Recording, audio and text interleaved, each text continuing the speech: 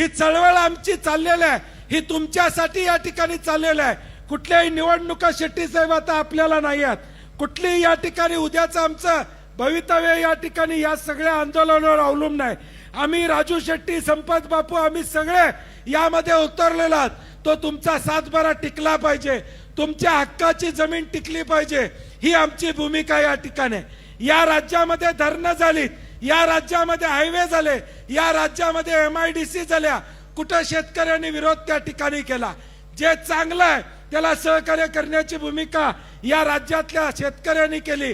परंतु आज गरज नसलेला शक्तीपीठ महामार्ग आहे, हा शक्तीपीठ महामार्ग रद्द झाल्याशिवाय आम्ही गप्प बसणार नाही, ही भूमिका आपल्याला या ठिकाणी घ्यावी लागेल।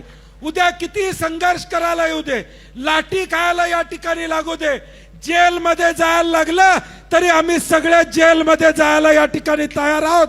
परंतु आमची भूमिका या शेतकऱ्याच्या बाजूने निश्चितपणे येणाऱ्या भविष्य काळात या ठिकाणी राहणार आहे।